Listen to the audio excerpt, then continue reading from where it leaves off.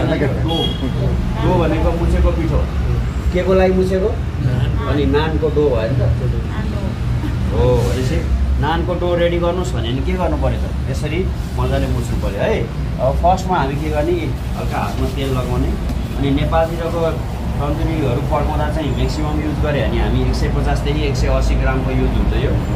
जापानतिर use गऱ्यो भने चाहिँ 250 ग्रामसम्मको युज हुन्छ है यो ल अब यसलाई हामीले यसरी लिने लिइसकेपछि यसलाई के गर्ने यसरी यो चाहिँ के गर्दैन यसरी यसले थिच्ने है त्यो यसरी तान्ने होइन यसलाई के गरिँदो रहेछ चट्ट छिनाउने छिनाइसकेपछि अब यसलाई फेरि हाम्रो घरतिर चाहिँ क्याचुक पारिन्न अब यसलाई के गर्ने यो छिनाएको भएको छ नि तलपट्टि यसरी हातमा राख्ने पहिला यो चाहिँ कस्तो हुँदो रहेछ यस्तो गहिरो है यसले मात्रै यो छेउछेउले मात्रै यसलाई के गर्दो रहेछ त रोल गर्ने यसरी ओके यसरी रोल गरेपछि चाहिँ तपाईँको के हुँदो रहेछ त यस्तो साइनी सेप हुन्छ है यसलाई चाहिँ के भन्दो रहेछ त पेडा भन्छ है यसलाई अब यसरी हल्का सुक्खा पिठो लगाए पनि हुन्छ तपाईँले तेल लगाए पनि हुन्छ कमनली है यसरी सुक्खा पिठो लगाउनु भयो तपाईँले पेडा यसमा राख्नुभयो अब चल्ने होटलमा चाहिँ टन्न टेबलभरि बनाउँछ अनि एउटा सुतीको कपडा हल्का भिजाएको सुतीको कपडाले चक्क छोपेर राख्छ अनि जतिखेर अर्डर आउँछ उठाए अनि पड्काए ओके भनेपछि अब यो पेडा रेडी भयो पेडा रेडी भइसकेपछि अब के गर्ने यसलाई यसरी थिच्ने ओके थिचिसकेपछि अब हामी यसलाई यसरी छेउछेउ के गर्ने त यसलाई पातलो बनाउँदै जाने यो बिचको भाग चाहिँ के हुनुपर्दो रहेछ त अलिक बाक्लो है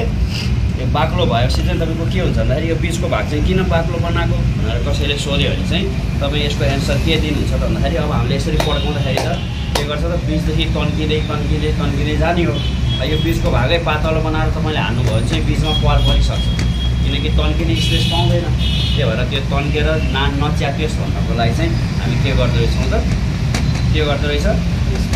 बिचमा बाक्लो छेउछेउमा पातलो ओके अब यति गरिसकेपछि अब हामी हल्का सुक्खा पिठो लिने हातमा यसरी अनि योनिर यसरी गाड्ने ठ्याप्प यसरी गाड्ने यो पुरै यहीँसम्म गाड्नु पर्दैन है यसरी यहाँनिर यसरी गाड्ने अनि हल्का यस्तो यसले हल्का खुम्च्याएको हुन्छ है यसरी खुम्च्याएको हुन्छ अनि यतापट्टि यो बुढी औँला हुन्छ नि यो ओके यो बुढी औँलाले अब तपाईँलाई लाग्ने जति टक्क यो सुक्खा पिठो टन्न लगाउने अनि यसरी यहाँनिर यसो च्याप्प गरेर यसरी तान्ने उठाइसकेपछि अब तपाईँको के हुन्छ यो पड्काउँदाखेरि पनि तपाईँको लेभलिङ हुन्छ यसलाई यस्तो स्याप्प पारेर यो बुढी औँलालाई चाहिँ यहाँ क्लोज गर्ने अस्तितिर नि धेरैचोटि सिकाइसकेपछि यसो ठाडो नपार्ने अनि यसलाई के गर्ने यो पिठो नचाहिरहेको हुन्छ ओके अनि त्यो हान्दाखेरि फेरि एकतिरबाट मात्रै हान्ने होइन यसरी फाल्ने होइन नि फेरि के गर्ने यो सँगसँगै